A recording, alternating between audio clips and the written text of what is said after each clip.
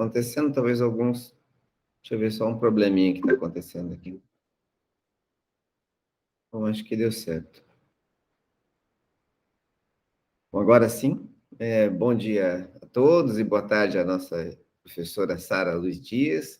Nós estamos iniciando a 7ª oficina de pesquisas do mestrado, que tem se concretizado durante este ano com a presença de diversos professores, palestrantes, e que tem, assim, para o nosso prazer e satisfação, compartilhado conhecimento durante esse ano em especial, não somente para a turma do mestrado, que hoje nós temos alunos presentes, professores também, que puderam aproveitar estas atividades. Nós abrimos também o evento para egressos, e nessa atividade convidamos também egressos para poder estar aqui conosco, voltar a casa e contribuir também com o seu conhecimento. Nessa oportunidade, além da professora Sara, que já vou apresentá-la formalmente, também temos o nosso chamado egresso Fabrício Brown, que está ali participando neste evento como nosso debatedor. Quero também registrar o agradecimento ao professor Cláudio, da graduação, que incentivou seus alunos, e, portanto, também agradeço aos alunos da graduação que hoje estão presentes neste evento. Bom, nós temos, então, iniciando esta manhã de sexta-feira, a presença da professora Sara Luiz Dias. A professora Sara, muito gentilmente, recebeu um convite nosso a partir de um contato da professora Eliane Portela. Nós temos um convênio da Unipar com o IPCA, que já se faz ali há alguns anos, talvez 3 anos, se não me engano, que nós temos esse convênio, ou um pouquinho mais. Inclusive, este ano, a Unipar tem acertado, acho que já enviou alunos para o IPCA, para que possam, com a bolsa, ou ano que vem, no máximo, para poder participar dessas atividades. Acho que o ano começa agora também, começou agora em agosto, né? O semestre letivo, agosto ou setembro, né, professor? E então os alunos estão participando agora nesse convênio. E por conta dessa importante atitude que a Unipar pôde realizar no passado, e também aceitando esta troca de experiências com o IPCA, tivemos então o prazer de aceite da professora Sara Luiz Dias para estar conosco. A professora Sara é doutora em Direito no ramo empresarial pela Universidade de Santiago de Compostela, é mestre em Direito Tributário e Fiscal pela Escola de Direito da Universidade do Minho. A professora é docente universitária do IPCA, do Instituto Politécnico do Cabo e do Avro, e Universidade Portucalense. E a professora é advogada também, né, sócia da Yolanda Bussi, Orren Mendes e Associados. Ela é autora de livros, artigos, e participa, então, como oradora em diversas conferências e congressos na área de direito tributário e direito da insolvência empresarial. Então, professora, seja muito bem-vinda ao nosso evento. Mais uma vez, agradeço, então, esta sua disponibilidade para estar conosco e trazer o seu conhecimento. Para, assim, deixo a palavra à vontade para a sua exposição, professora. Ora, muito obrigada, bom dia a todos, aqui boa tarde, mas aí ainda bom dia. Quero antes de mais agradecer o convite do professor Celso, foi com muito gosto que o aceitei. Agradecer também à Universidade a possibilidade de participar aqui no mestrado em Direito Processual e Cidadania, com todo o gosto. Agradecer também desde já previamente ao professor Fabrício, que intervirá mais à frente. E, obviamente, em representação da Escola Superior de Gestão do Instituto Politécnico Cabo de Ave, deixar aqui a porta aberta para outras colaborações que entenderem pertinentes. Esta troca de conhecimentos, ordenamentos jurídicos diferentes é sempre bem-vinda. E quero, antes de mais, pedir já desculpa, porque eu estou um bocadinho afónica e, portanto, posso ter que interromper de vez em quando para beber água. Portanto, desde já peço desculpa por esta razão, mas procurarei manter encadeamento pretendido desde o início. Portanto, o objetivo aqui, e aquilo que eu achei que seria interessante partilhar, nomeadamente com os alunos deste mestrado, seria falar de um ponto de vista geral sobre o regime processual no âmbito da insolvência no direito português, nomeadamente no que diz respeito aos processos de recuperação de empresas, tanto judiciais como extrajudiciais. Portanto, os processos, temos vários processos atualmente que podem ser aplicados, que estão em vigor, vários regimes diferentes em vigor, que se aplicam às empresas. Eu, nos slides que forneci, fui um pouco mais detalhada na designação, na indicação das normas jurídicas que se aplicam, na indicação da estrutura e da tramitação do regime que se aplica para cada um destes processos, mas o objetivo na minha exposição, até por uma questão de tempo, é dar uma ideia geral, um ponto de vista geral, sobre os processos que existem, como é que eles se articulam, quais são as suas principais características e dar-vos a entender também, que este é o objetivo, que neste momento no ordenamento jurídico, se calhar o número de processos que nós temos com este objetivo, de procurar recuperar as empresas, é um número exagerado.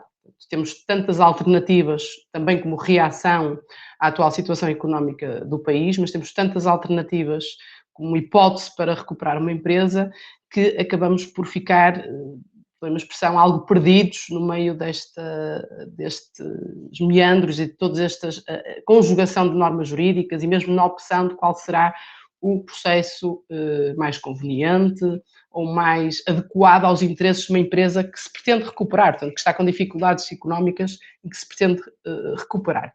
Pedi ao professor se pudesse passar o slide, por favor, para começar então. Portanto, e antes de mais, para vos dar um panorama geral, explicar que neste momento nós temos no nosso ordenamento jurídico vários processos de recuperação de empresas. Eu não estou a falar de pessoas singulares, estou a falar essencialmente de empresas. No que diz respeito a empresas, pessoas coletivas. No que diz respeito a pessoas singulares, temos aqui apenas este processo especial para acordo de pagamento, do qual eu vou falar, porque esteve relacionado, discutia-se aqui a sua aplicação, de onde é que surgiu a sua aplicação, por se entender que o PER, que é um processo especial de revitalização, não se aplicava a pessoas singulares. Foi isto que explotou o aparecimento deste PEAP, que vos aparece de seguida.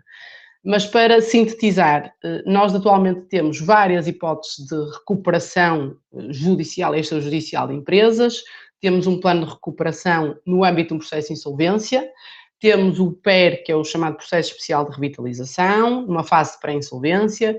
O PEAP foi criado especialmente, é um processo muito semelhante, quase um espelho do PER, mas foi criado especialmente para pessoas, para devedores singulares.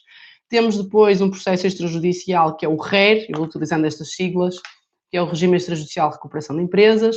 E, finalmente, temos um último processo que foi criado já nesta fase pandémica, como meio de reação à crise que necessariamente se instalou por força do vírus que estamos a enfrentar, que é este PEV, que é o Processo Extraordinário de Viabilização de Empresas. Se fizer o favor de passar à frente, por favor.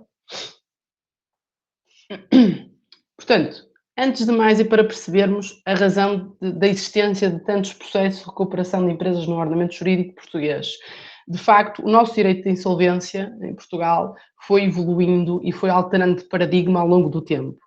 Inicialmente, nós tínhamos as normas previstas de falência de empresas, estavam previstas no Código de Processo Civil, portanto não estavam autonomizadas, tudo o que dizia respeito a uma eventual declaração de falência, na altura chamava-se assim, estava previsto no Código de Processo Civil. Mais tarde, em 86, foi criado um decreto-lei com algumas normas específicas para fomentar a recuperação de empresas, portanto foi criado um processo especial de recuperação de empresas, que não teve grande acolhimento.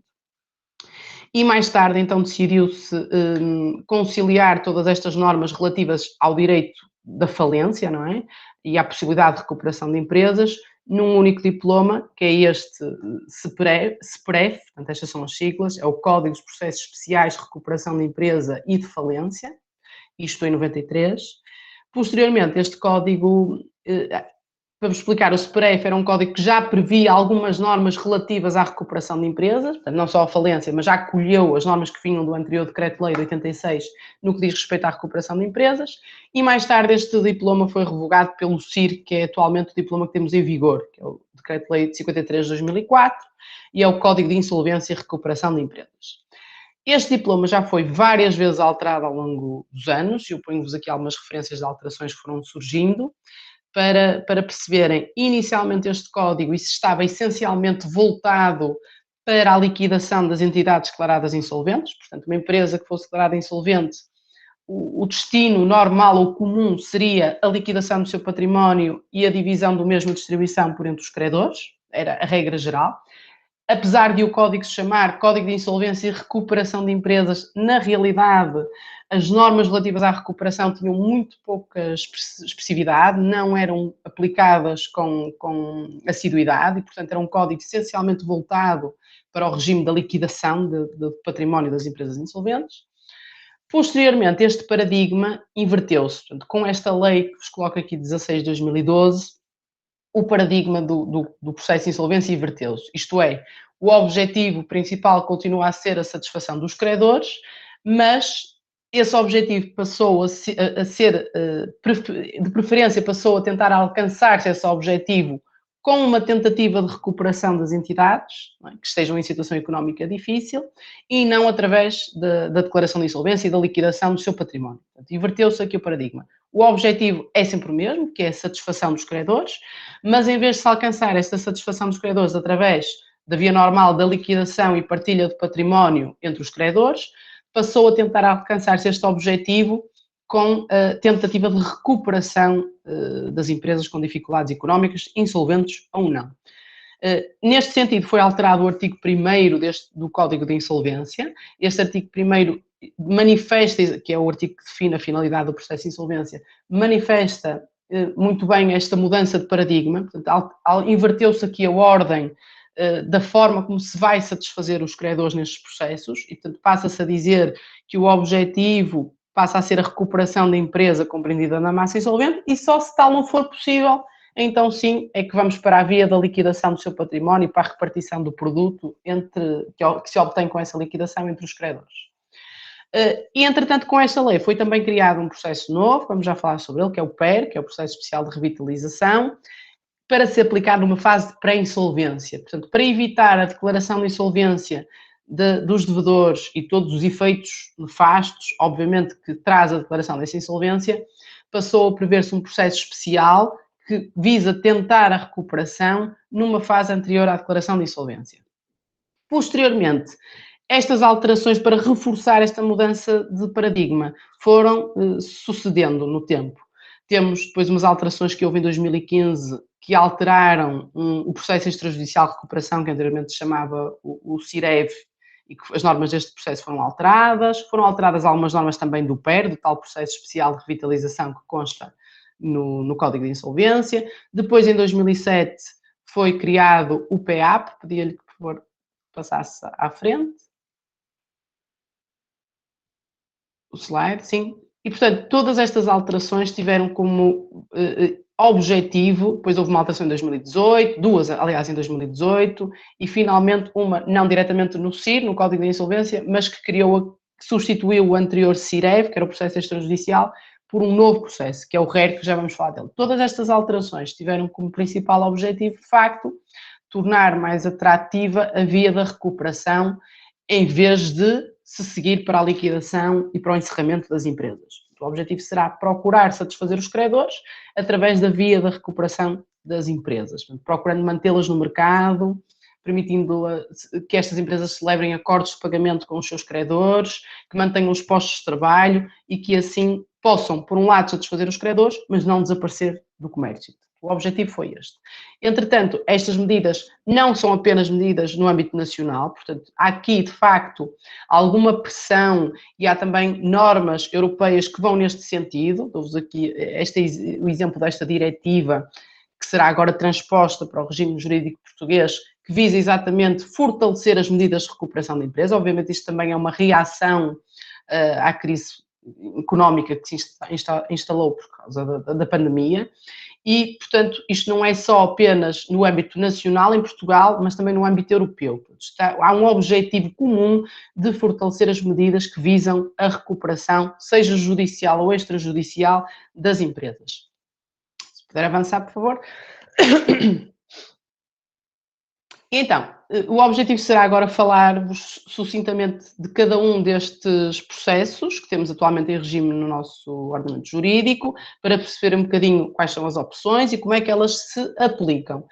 E começando aqui pelo plano de recuperação no processo de insolvência. Portanto, este é o único mecanismo de recuperação que existe no ordenamento jurídico que se aplica no caso das empresas que já estão declaradas insolventes. Portanto, uma empresa, uma sociedade comercial, por exemplo, é efetivamente declarada insolvente e, mesmo depois de ser declarada insolvente, existe uma perspectiva, existe uma viabilidade económica de se avançar com a sua recuperação. E o objetivo aqui será este. Apesar da empresa ser declarada insolvente, isto não implica necessariamente que tenha que encerrar ou que tenha que ser liquidado o seu património. Portanto, mesmo declarada insolvente, os credores, por acordo, podem decidir que a empresa apresente uma proposta de um plano de recuperação. Plano de recuperação esse que vai ser colocado à votação dos credores, numa assembleia que é marcada pelo juiz para o efeito, e nesse plano serão previstas medidas de recuperação da empresa, planos de pagamento, perdões de dívida, moratórias, constituição de garantias, venda de algum do património. Portanto, podem ser previstas aqui medidas de várias formas, medidas de diferente natureza, cujo objetivo será tentar a recuperação.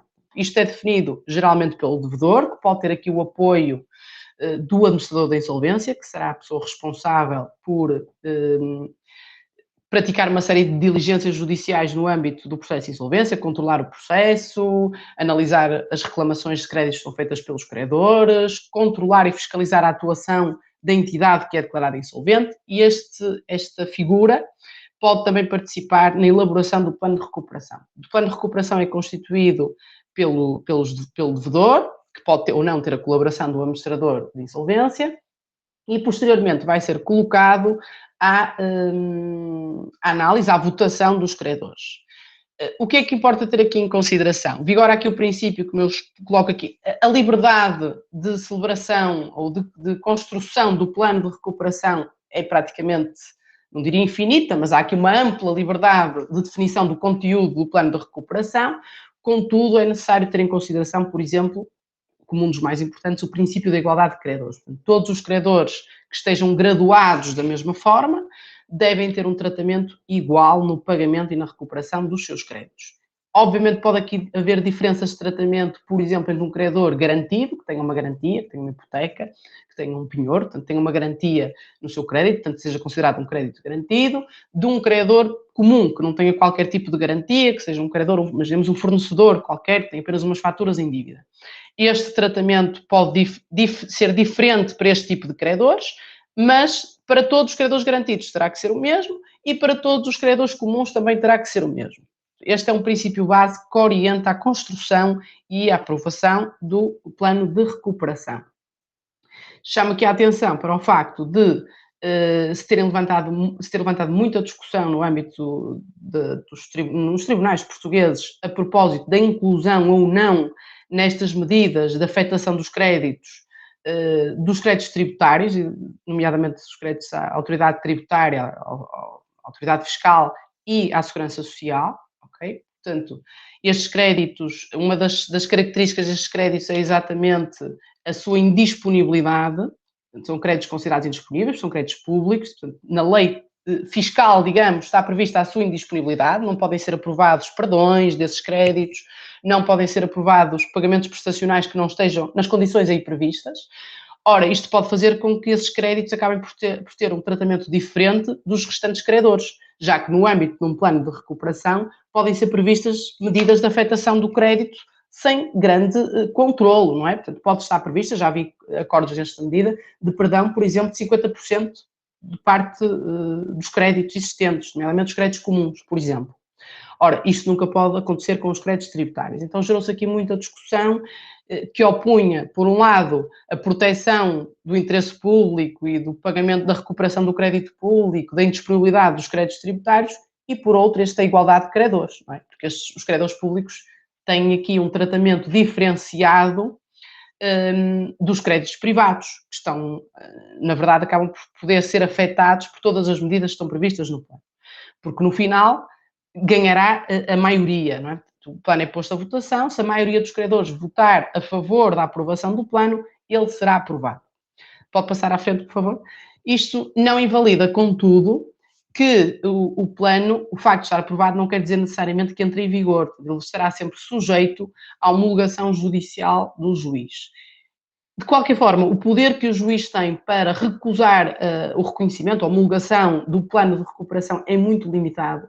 Só o pode recusar quando de facto está a ser violada alguma norma, por exemplo, quando está a ser violado o princípio da igualdade de credores, alguma norma de conteúdo que é considerada imperativa e que não pode ser afastada, ou então, se algum credor requerer a não homologação do plano e demonstrar, por exemplo, estes requisitos estão muito bem especificados na lei, nestes artigos que eu vos faço aqui referência, se, por exemplo, demonstrar que se o processo seguisse outra via, o seu crédito teria um tratamento mais benéfico do que tem no plano de recuperação. Se isto for demonstrado, esse credor pode opor-se à homologação e o juiz poderá não homologar. Se o juiz não homologar, mesmo que o plano tenha sido aprovado pelos credores, não seguirá, não avançará e não produzirá os seus efeitos.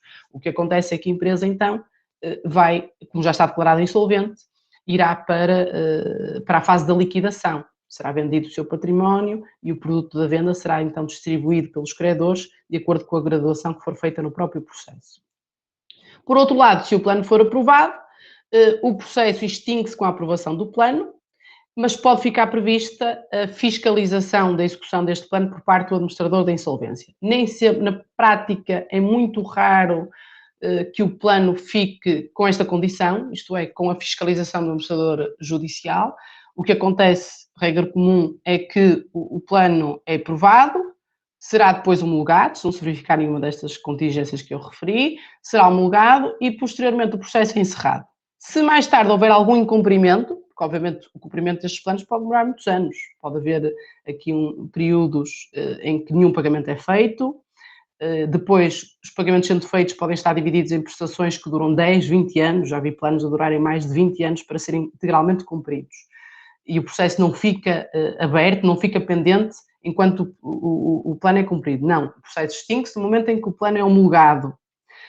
No entanto, se houver algum incumprimento, o credor que vê o seu crédito afetado pelo incumprimento do devedor poderá, com base nesse incumprimento, requerer nova insolvência da entidade devedora. Okay? Portanto, será um processo novo, não se discutirá isso já no processo onde foi aprovado este plano. Mesmo a empresa tendo sido declarada insolvente, tendo o plano de recuperação sido aprovado e homologado, o processo extingue-se por essa via. Depois, pode passar, por favor?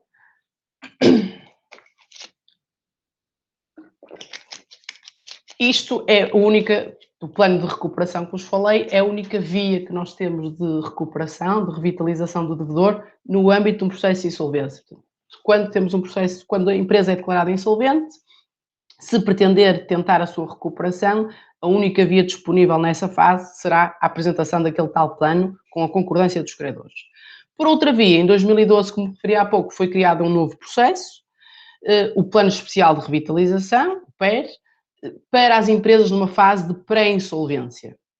São empresas que se encontram, como diz aqui este artigo 17A, numa situação económica difícil ou numa situação de insolvência meramente iminente, conceito que a lei não define, portanto que tem vindo a ser preenchido pela doutrina e pela jurisprudência, no sentido que é uma fase em que o devedor já sabe que não consegue cumprir as suas obrigações vencidas a curto prazo, portanto já tem essa percepção, mesmo que ainda não tenha entrado efetivamente em cumprimento, mas já tem noção de que a curto prazo irá ficar numa situação de incumprimento, não conseguirá honrar as suas obrigações, e então está, nesse caso, numa situação de insolvência iminente, ou então numa situação económica difícil, portanto, numa situação em que já está com dificuldades, mesmo que tenha vindo a cumprir as suas obrigações, já o faz com um grande esforço, prevendo um eventual incumprimento futuro.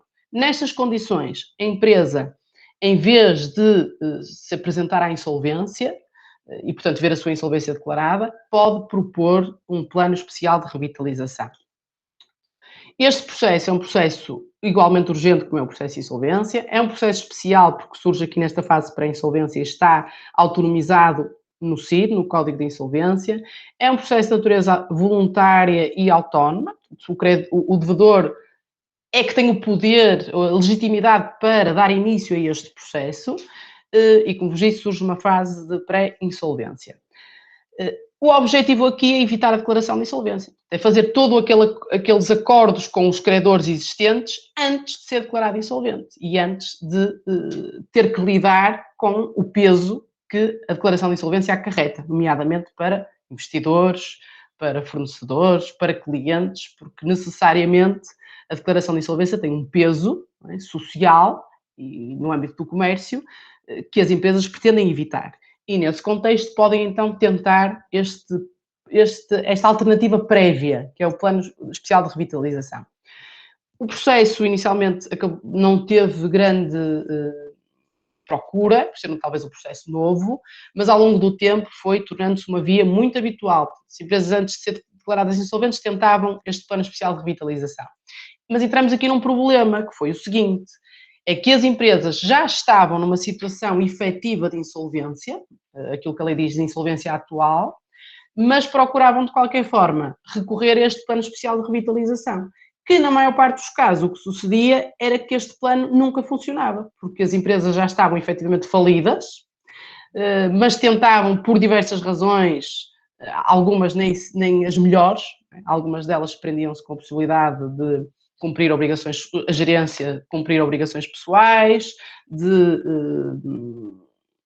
distribuir o património que a empresa tinha, às vezes para ganhar tempo para criar outras empresas, portanto recorriam a esta alternativa antes da empresa ser declarada insolvente, com o objetivo de evitar essa insolvência e às vezes só para ganhar tempo, porque na maior parte dos processos decorria mesmo quando os planos eram aprovados, decorria algum tempo e a consequência necessária era, mais tarde, eram efetivamente declaradas insolventes, eram encerradas, eram liquidadas, numa fase, se calhar, muito mais grave para os credores. No momento em que, se calhar, o património já não é o mesmo, em que as condições de recuperação para os credores já não é o mesmo, em que os credores, se calhar, já investiram mais dinheiro fazendo fornecimentos e fazendo negócios com estas empresas sem conseguir retorno, a situação tornou-se de facto grave. Ou seja, esta possibilidade de recurso a este processo tornou-se abusiva. Mesmo as empresas que estavam já insolventes, portanto, que não cabiam naquela definição que aqui está neste artigo 17A, recorriam a este processo para evitar a insolvência. Mas este processo não foi criado para esse efeito. Este processo é para as empresas que estão numa situação em que, de facto, ainda é viável a sua recuperação antes da declaração de insolvência e antes dos efeitos que essa declaração acarreta.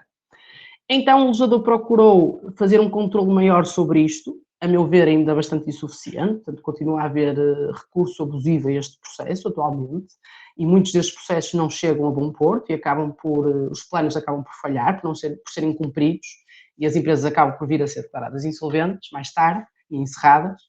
Mas, na realidade, para evitar estas consequências, o que sucedeu foi criar aqui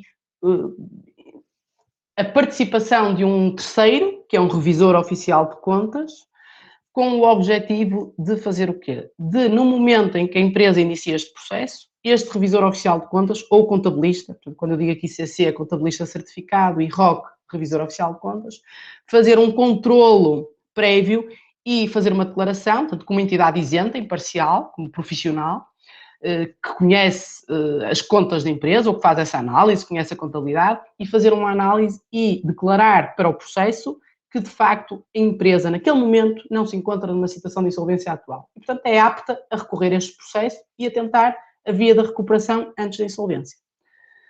Se esta declaração é suficiente, eu ponho algumas dúvidas, não por estar a duvidar da isenção e da imparcialidade destes profissionais, mas porque, de facto, é difícil, se calhar, nesta fase prévia, fazer essa análise de forma efetivamente concreta, porque muitas vezes este revisor oficial de contas ou este contabilista são as pessoas que têm relações próximas de trabalho, às vezes até pessoais, com estas empresas e com estas entidades, e não sei se a existência desta declaração é um mecanismo suficiente para controlar o recurso abusivo a este processo.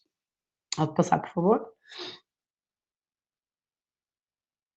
Muito rapidamente, e sem vos querer amassar aqui com a estrutura, depois se quiserem analisar os slides, e se tiverem alguma dúvida estarei obviamente ao dispor, mas este processo assenta também obviamente nas negociações com os credores, só que feitas numa fase pré-insolvência, anterior à insolvência. Surge aqui também um profissional que vai controlar os atos praticados pela empresa, vai controlar as negociações, vai controlar o reconhecimento dos créditos, que aqui em vez de se chamar administrador da insolvência vai-se chamar administrador judicial provisório. E, efetivamente, este processo assenta nas negociações com os credores. Aliás, é necessário, para dar início ao processo, é necessário ter já um credor que aceite assinar uma declaração inicial dizendo que está disponível para negociar com esta empresa. Esse credor tem que representar um mínimo de 10% do passivo do devedor e, portanto, tem que fazer esta declaração inicial. Depois isto vai assentar nas negociações com os credores. A pendência deste processo, pode passar, por favor, à frente, a pendência deste processo tem já uma série de efeitos, faz suspender, por exemplo, um eventual pedido de insolvência. Portanto, se tiver algum credor pedido a insolvência desta empresa, se esta empresa, antes de ser declarada insolvente, apresentar um destes processos e ele for aceito para iniciar-se, isto suspende o pedido de insolvência, suspende as execuções, as ações de cobrança coerciva, para permitir ao devedor que durante um período de tempo, que geralmente serão 2 meses e que pode ser prorrogado por mais um mês, durante esse período consiga alcançar um acordo com os credores, acordo esse que será também colocado à votação, portanto também será, os credores também poderão pronunciar sobre a aprovação ou não aprovação do plano. Esse plano depois será aprovado ou não aprovado. Se for aprovado, mais uma vez, à semelhança do que vimos anteriormente, tem que ser colocado à consideração do juiz para efeitos de homologação. Mais uma vez aqui o juiz não tem um amplo poder para não homologar estes planos. Portanto, só o poderá fazer nos requisitos muito apertados que a lei prevê. Quando viola o princípio da igualdade, mais uma vez, quando viola alguma norma imperativa, portanto, em condições muito apertadas. Pode passar, por favor? Estes eram os efeitos que vos falava, portanto, que estão previstos e que são benéficos para a empresa. Portanto, durante o período de negociações ficam suspensas as ações de cobrança, ficam suspensos os processos de insolvência que tenham sido instaurados, e obviamente não tendo ainda sido declarada a insolvência. Há uma obrigatoriedade de manutenção dos serviços públicos essenciais, isto é importante, mesmo que existam dívidas, por exemplo, a águas, eletricidade, internet, mesmo que existam dívidas desta natureza, estas entidades são obrigadas a prestar estes serviços, isto para dar a oportunidade à empresa de efetivamente se recuperar, sendo que depois nós temos neste artigo 17i, isto é importante, depois vou falar mais à frente, existe uma versão simplificada deste processo. Como é que funciona essa versão simplificada? Quando o devedor dá início ao processo, já tem o acordo feito com uma série de credores. Portanto, o devedor, antes de instaurar o processo, fez um acordo com os credores e quando instaura o processo já vai numa fase muito mais avançada, já é uma fase no objetivo de conseguir apenas um reconhecimento judicial desse acordo. É muito mais simplificado, passa à frente aqui muitas das fases normais deste processo, porque quando o acordo é apresentado, quando o processo é iniciado, o acordo já está redigido, os credores já concordaram, portanto, já a fase das negociações, da construção do plano já foi feita. É uma versão mais simplificada e mais rápida de tramitação deste processo. Pode passar, por favor? Depois, rapidamente para vos falar aqui neste PAP, que é o Processo Especial para Acordo de Pagamento.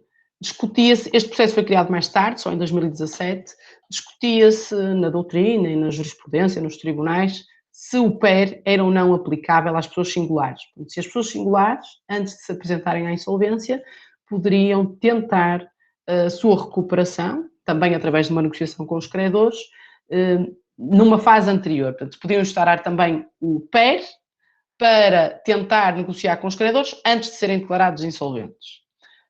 A maior parte da jurisprudência, a maior parte dos tribunais entendeu que não, entendeu que o PER era um processo que estava construído essencialmente para as empresas, portanto, todas as pessoas singulares, nomeadamente aquelas que não fossem empresárias, não poderiam recorrer a este processo, porque este processo estava construído no sentido empresarial, portanto, tinha previsto uma série de conceitos e de medidas que só fazia sentido aplicá-las a empresas. Neste contexto, então, a maior parte dos tribunais passou a ter este entendimento, chegamos até o Tribunal Constitucional, pus-vos aqui só um título de exemplo, o Tribunal Constitucional, inclusive, pronunciou-se sobre esta matéria, dizendo que entendia que retirar às pessoas singulares a possibilidade de recorrer a este processo prévio não era inconstitucional, portanto não violava nenhuma norma constitucional e, portanto, era perfeitamente possível limitar o recurso a este processo por parte apenas às pessoas, não diria pessoas coletivas, mas aos empresários. Podia ser até uma pessoa singular, mas que efetivamente demonstrasse que geria uma empresa ou que era um empresário. Só a empresas. Neste seguimento, levantaram-se aqui muitas questões, dizendo que estava a ser violado o princípio da igualdade, havia um tratamento diferenciado, apesar de até desta posição do Tribunal Constitucional, havia aqui um tratamento diferente, desigualdade de oportunidades para as pessoas coletivas, ou para as empresas e para as pessoas singulares, e neste contexto o legislador entendeu resolver o problema criando um processo novo, que é este PEAP, que é o Processo Especial para Acordo de Pagamento, que então assenta nas mesmas noções que o PER, mas é um processo adaptado para as pessoas singulares. E, portanto, visa a recuperação numa fase pré-insolvência para as pessoas singulares. Pode, por favor, avançar? A tramitação do processo é muito similar, da estrutura do processo também tem prevê a participação do administrador judicial provisório, o objetivo também é uma negociação com os credores, também é conseguir alcançar um acordo de pagamento que seja aprovado por estes e finalmente que o mesmo seja homologado pelo juiz. Contudo, é evidente que há aqui uma série de normas e de considerações que não são feitas. Estamos a falar de pessoas singulares, que não têm dívidas empresariais, comerciais relacionadas com o exercício de uma atividade económica, portanto é um processo adaptado. Claro que o legislador não deixou isto muito claro em algumas normas, então há uma certa tendência para aplicar de forma analógica algumas normas do PER a este processo, que existe para as pessoas singulares, e isto tem levantado algumas discussões, algumas diferentes interpretações na doutrina, sobre até que ponto é que se podem aplicar as normas do PER a este processo, se estamos a falar de processos diferentes, aliás, se este processo foi criado exatamente para autonomizar estas duas situações diferentes. Por favor, avançar. Depois temos um outro processo, que é o RER, que é o Regime Extrajudicial de Recuperação de Empresas. Ao contrário dos processos que eu falei até o momento, este processo é extrajudicial, portanto, ele é tramitado na conservatória do registro comercial e não no tribunal. É um processo extrajudicial, portanto, também é voluntário, o seu início depende do impulso do devedor, portanto, o devedor é que inicia este processo. O objetivo é também celebrar um acordo com os credores, mas este processo tem aqui algumas características próprias. Primeiro, tem uma grande vantagem em relação a todos os outros processos que nós falamos, que não é só o ser extrajudicial. É que este processo tem uma natureza confidencial. A confidencialidade é uma das características deste processo, o que pode ser um fator decisivo para as empresas. Porque, obviamente, todos os outros processos estão sujeitos a publicações, é de conhecimento público, portanto, qualquer credor, qualquer pessoa que queira negociar com essas empresas vai saber se a empresa está declarada insolvente, vai ou pode saber que a empresa está declarada insolvente, que a empresa está num PER, que está com dificuldades económicas, isto é muito fácil de descobrir. No que diz respeito aqui ao RER, sendo um processo extrajudicial, está sujeito a sigilo, portanto, não é possível, não é fácil para terceiros saber se a empresa está ou não a recorrer a este processo. Isto pode ser uma vantagem. Eu já tive vários clientes que decidiram avançar com este processo exatamente por esta razão, porque lhes permite negociar com os credores a quem devem dinheiro, não é? Portanto, com os quais têm dificuldades económicas e que se calhar os ameaçam de interposições de ações de cobrança, de pedidos de declarações de insolvência. Portanto, estas empresas podem negociar com essas entidades, com esses credores, sem prejudicar a sua imagem junto de outros credores, por exemplo, junto da banca. E, portanto, podem negociar com determinados credores fornecedores, com eventuais clientes, até com a administração tributária e com a segurança social, dentro dos limites que a lei prevê, e, ao mesmo tempo, manter a confidencialidade. Portanto, por exemplo, os bancos não têm que saber se a empresa está no âmbito de um processo destes ou não, porque o processo é confidencial.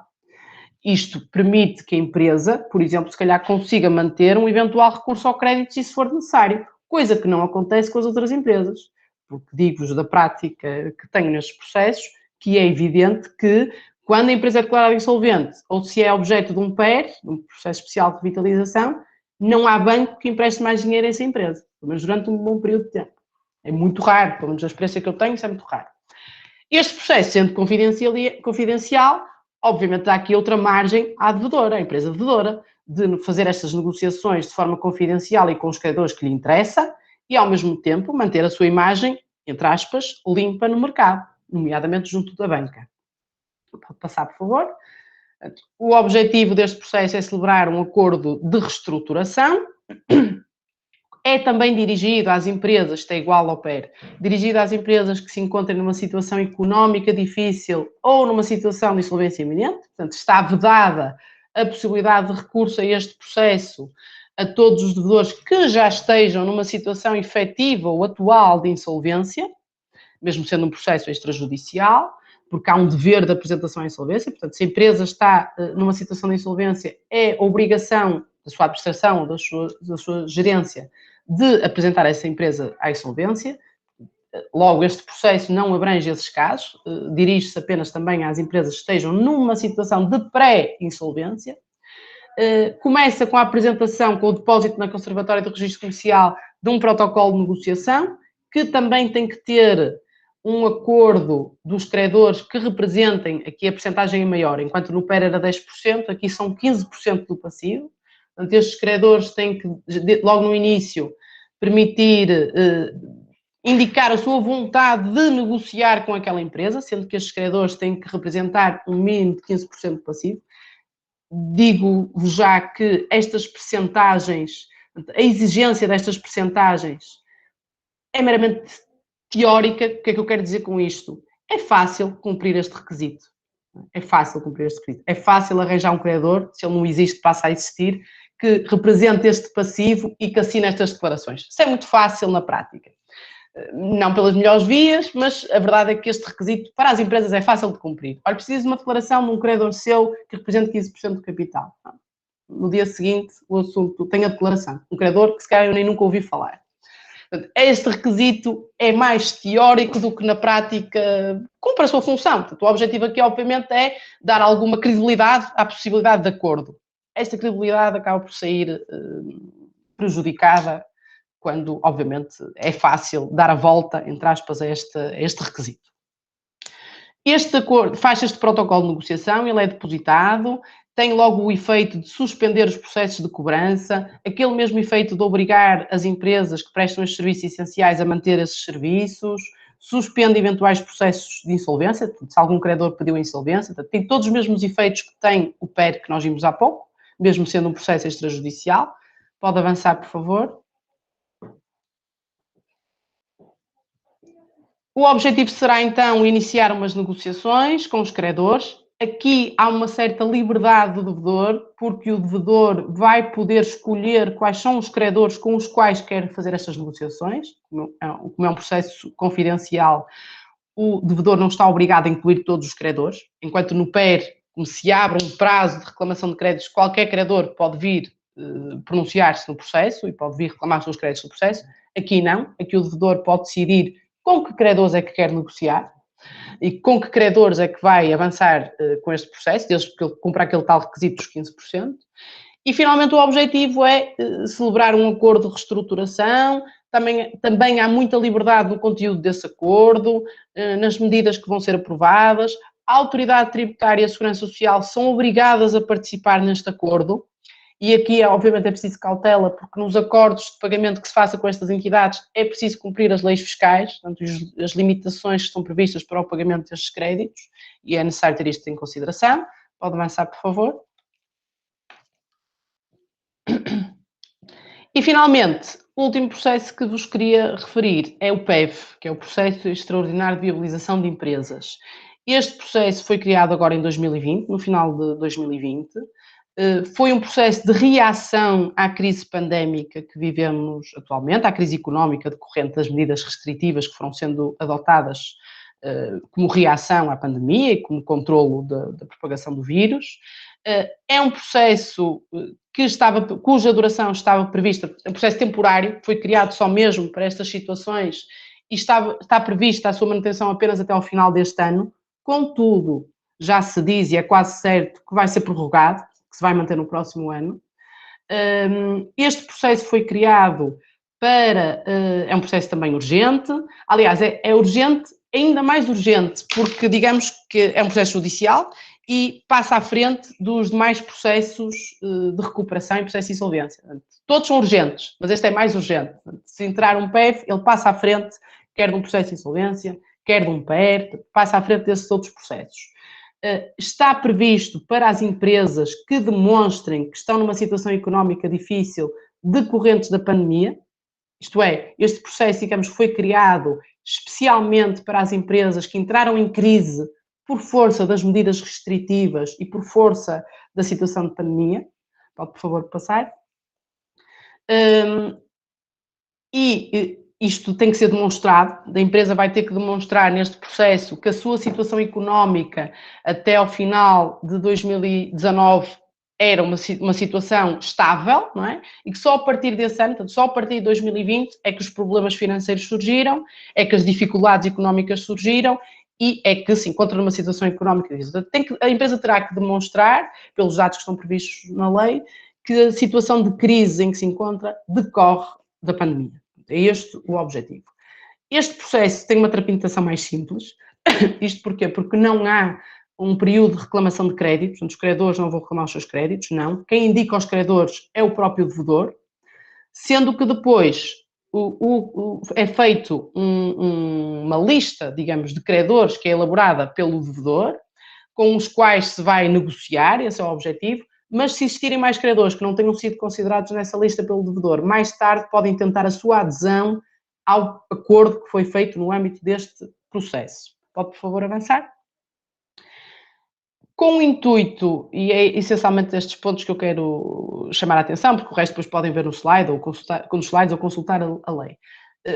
Obviamente, para tentar evitar o recurso abusivo a este processo, mais uma vez, para impedir que empresas que já estão insolventes, insolvência atual, não é? Já estão efetivamente em situação de falência, recorram a este processo com o intuito de ganhar tempo, com o intuito de desviar património, com outros objetivos que não seja a sua efetiva recuperação, o que é que requisito é que o legislador adicionou neste processo? Foi o requisito de colocar o juiz numa posição de controle, isto é, quando o acordo é feito entre os credores e o devedor, quando chega às mãos do juiz para efeitos de homologação, o juiz passou a ter o dever de verificar se aquele acordo é efetivamente viável, isto é, se há perspectivas de, com a celebração daquele acordo e atendendo à situação financeira da empresa, se há de facto viabilidade em recuperar aquela entidade.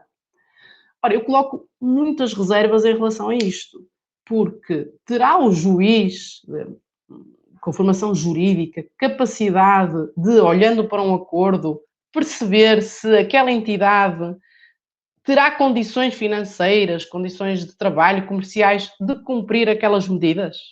Eu ponho muitas reservas se o juiz tem formação, tem prática, tem conhecimento do comércio, conhecimento da atividade financeira que aquela entidade exerce, se o juiz de facto vai conseguir desempenhar este papel. Isto é um papel que vai muito além das funções que o juiz desempenha, não é? E quase o juiz tem que fazer aqui uma análise económica do processo e pronunciar sobre se acha que ele é viável ou não é. Mas com que fundamentos? Porque olha para o acordo e lhe parece, eu acho que isto não vai funcionar. Eu acho que isto é um acordo que não tem pernas para andar, passando a expressão.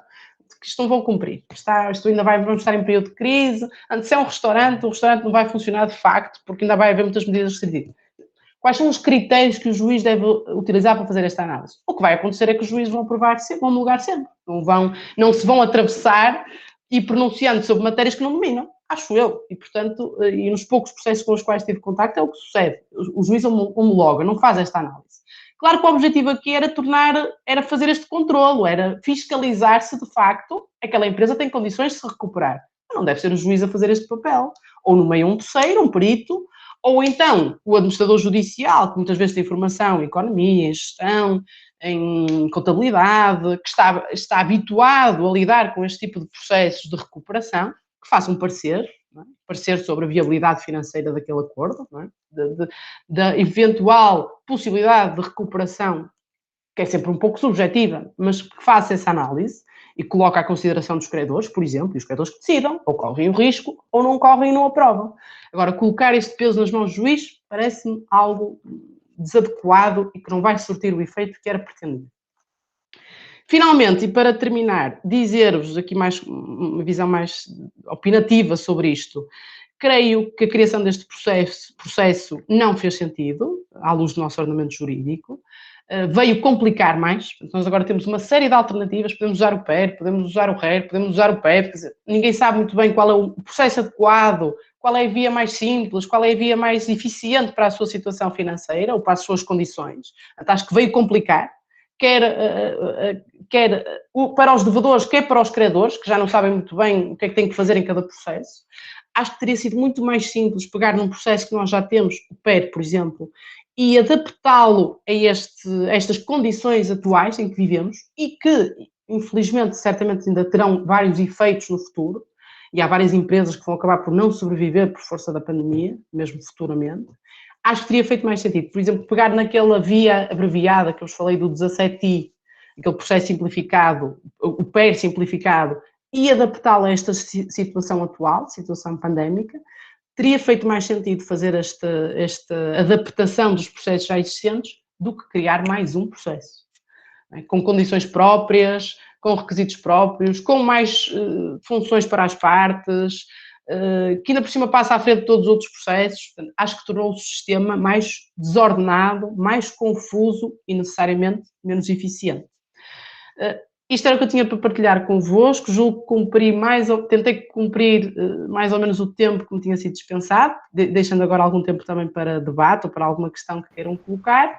Agradeço a vossa atenção, espero ter sido clara e que tenham percebido as ideias que queria passar. Não quis entrar muito nas questões processuais efetivamente ditas ou explicar-vos os processos, porque isto deixei mais ou menos essas dicas, entre aspas, nos slides. O objetivo aqui era dar-vos um panorama geral, para ficarem com uma ideia de geral como é que as coisas estão atualmente a passar-se nesta matéria em Portugal. Muito obrigada pela atenção. Muito obrigado, doutora, pela sua brilhante exposição. É bem interessante a gente ter essa perspectiva portuguesa sobre os problemas que certamente são de ordem mundial, né? E no Brasil não é diferente. Já te passo a palavra, então, ao nosso querido Fabrício Brown. Vou apresentá-lo, Fabrício. Fabrício é advogado, atuante na região da Grande Dourados, Mato Grosso do Sul, na área de direito privado. O Fabrício, ele é bacharel em Direito em 2002, mas é mestre em processo civil em 2016 pela Unipar, é nosso egresso, portanto. Tive o prazer de revê-lo há poucos dias, né, no evento da Unigran, Fabrício, e é uma honra tê-lo agora de volta. O Fabrício também é professor, então, em Direito desde 2004, e atualmente é professor de Direito Privado nos cursos de Direito da Unigran e na FIP Magsul. É avaliador também do instrumento de avaliação dos cursos de graduação dos SINAIS, do Banco de Avaliadores do Sistema Nacional de Avaliação e Educação Superior, do Bases INEP-MEC, e é produtor e apresentador do podcast Direito do Mato, que já tive o prazer de assistir, muito bom. Fabrício, parabéns, então, por todas essas suas atividades, e muito obrigado por estar presente aqui, neste evento do mestrado, que é a sua casa. Seja bem-vindo e, por favor, tenha a palavra, Fabrício. Bom dia, pessoal. Muito obrigado, professor Celso, pelo convite, né? Fiquei bastante feliz de certa forma, retornar ao Unipar, lembrar dos tempos do mestrado, das nossas aulas, e de rever aqui professores que eu tive, né? O professor Celso, vejo o professor Medina ali, viu? O professor Luiz Manuel, também entrou uma hora. Então, é como retornar também ao tempo tão gratificante que foi esses 2 anos ali de 2014 a 2016 no mestrado, né? Agradecer a disponibilidade da professora Sara, né, de compartilhar com a gente esse ordenamento jurídico que é desconhecido por nós, né, e tanto quanto diferente. Eu, como docente de empresarial, especificamente também, a gente enfrenta a questão da falência e da recuperação judicial. A gente encontra algumas semelhanças e diferenças nos institutos né, entre o Brasil e Portugal. Portugal criou, né, e acabou adaptando um processo específico para as pessoas ali singulares, né, e o que o Brasil até então não tinha nenhum recurso até julho desse ano para a pessoa natural poder se utilizar no momento de superendividamento ali das suas questões para buscar uma espécie de recuperação judicial.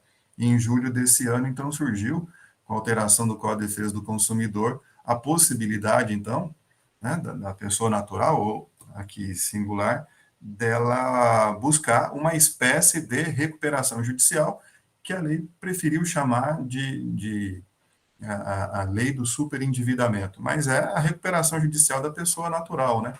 Então, com um sistema bem parecido desse plano especial por conta da Covid, onde a pessoa apresenta a relação de credores, todo o seu critério ali, a sua capacidade de pagamento e a forma de pagamento, e com uma espécie de adesão compulsória ali dos credores, né, inclusive daqueles que se negarem a comparecer na audiência da apresentação do plano, eles compulsoriamente terem que aderir. Então, é uma modificação que a gente ainda vai ver os reflexos disso, da sua aplicação, dada a novidade da lei. Mas, finalmente, a gente só tinha um procedimento de insolvência lá, de, salvo melhor juízo, do Código de Processo Civil de 40 e alguma coisa, né? Não, de 73, né? Código de Processo, lá de 73, do processo de insolvência. Então, o que vem é modernizar um tanto o Instituto. Outras a diferença que eu achei bastante do processo da recuperação extrajudicial é a possibilidade do sigilo, né, que a gente não encontra aqui no Brasil, do sigilo dessa recuperação, e que oportuniza, então, que ele continue tendo acesso a crédito, tudo, porque a sua situação de crise, ela não é conhecida por outros credores que não participam do acordo. Então, permite ainda que ele tenha acesso a crédito.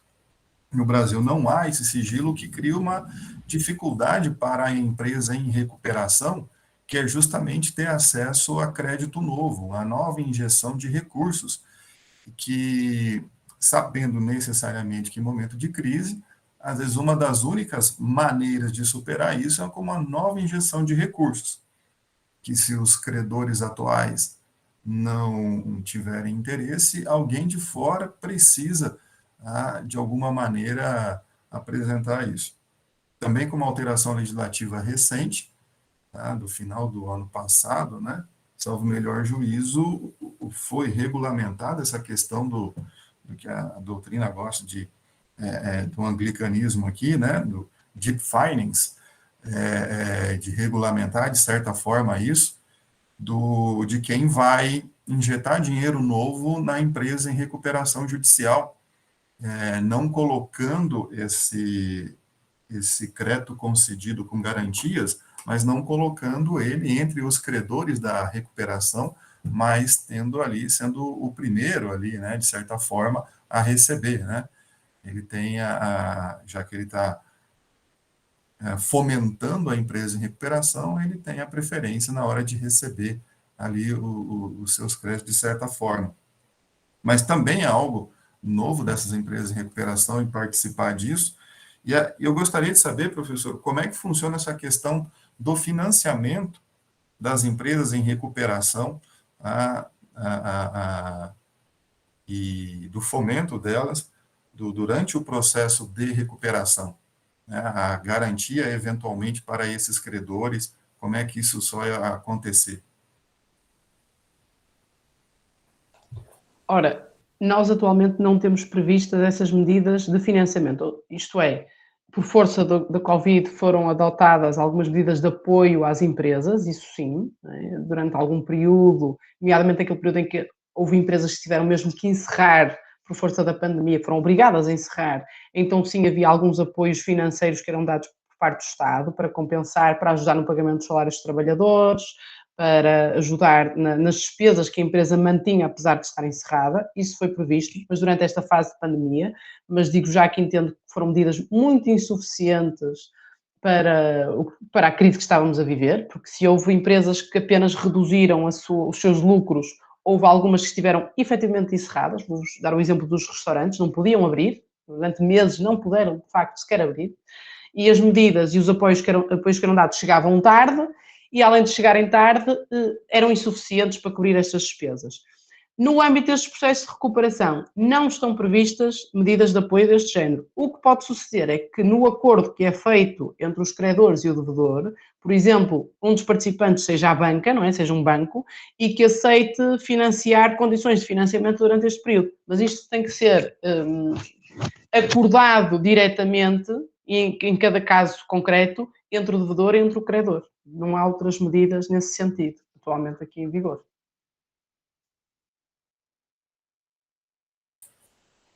Outro fato curioso que eu achei, curioso porque é diferente daqui, é que na primeira possibilidade de recuperação do insolvente, né, que da recuperação do insolvente, havendo o acordo ali entre os credores, o processo é extinto, né, o que acaba deixando o judiciário um pouco, né, ele age como homologa o acordo e depois ele sai de cena e os agentes econômicos passam a trabalhar por si só. Que no Brasil não acontece isso, né? A recuperação judicial ao acordo, tudo, o administrador ele sempre vai acompanhar. Então o processo ele continua, né? E o judiciário fica ali como uma espécie de tutor daquela recuperação, acompanhando todo o processo a todo momento. Então, não há possibilidade de extinção para o cumprimento do acordo. Aqui. Inclusive, aqui na minha cidade, em Dourados, no Mato Grosso do Sul, nós estamos com uma recuperação judicial que ela aguarda de uma usina gigantesca, né, de etanol, né, de etanol, que já faz 3 anos que está num leilão aí para ver quem adquire, quem compra e tudo mais, e o processo judicial, dado o tamanho, né, o volume é muito grande para a aquisição disso, e a incapacidade de encontrar pessoas interessadas, né, e que o processo necessariamente acompanha com a intervenção do Poder Judiciário, não há possibilidade de você extinguir e seguir, né?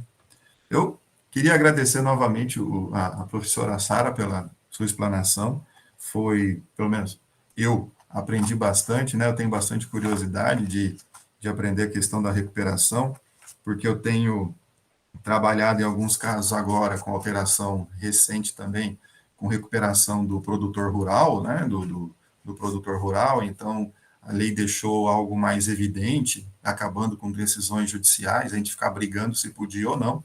Então, o produtor rural mesmo, pessoa natural, singular, ele pode se utilizar da recuperação judicial, afinal de contas, ele é um empresário tanto quanto qualquer outro, apesar de trabalhar, né, sempre no seu CPF, não no seu CNPJ, e a gente vai vendo essas experiências de outros países, como é que vem trabalhando para refrescar um pouco, né, o nosso conhecimento.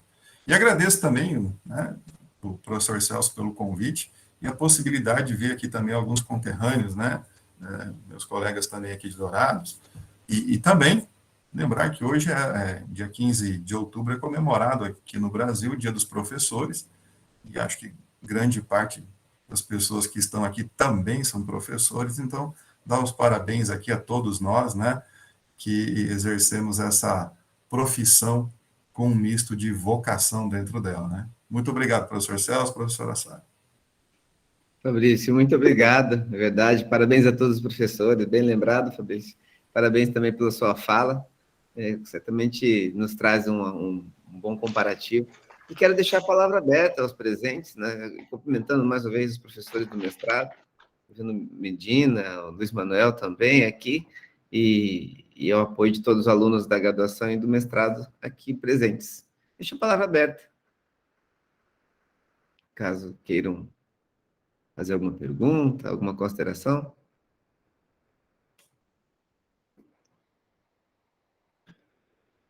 Se não, né, eu deixei uma lista de presença no chat, mas para os alunos da graduação. E vou encerrar, então, essa atividade, mais uma vez agradecendo a professora Sara por essa disponibilidade, professora. Foi muito gentil de sua parte, a sua presença aqui. e com certeza nos dá esse importante olhar, né, a respeito do direito português. Nós estamos aqui com algumas experiências de professores, colegas de Portugal, que têm trazido ideias que também vão contribuindo com a nossa formação crítica a respeito da nossa realidade, obtendo experiências estrangeiras. É muito bom, então, tê-la aqui presente com essa fala, que vai compartilhar depois com o vídeo gravado aos futuros interessados por essas abordagens. Professora, muito obrigado, professora. Deixa a palavra à senhora também, caso queira falar alguma coisa. Eu é que agradeço o convite, agradeço a atenção e a presença de todos, e esperando rever em breve, preferencialmente, e seria o ideal até presencialmente. Muito obrigada pela atenção de todos. Muito bem. Então, obrigado a todos, mais uma vez, tá? Tenham um ótimo dia, um ótimo final de semana aos alunos do mestrado, e nós temos atividades à tarde, estão todos convidados também a participar nas próximas palestras. Obrigado, pessoal, tudo de bom, até mais. Valeu, até mais. Professor Yokohama, me tira uma dúvida. Como que vai funcionar o certificado do congresso? Na verdade, esse não vai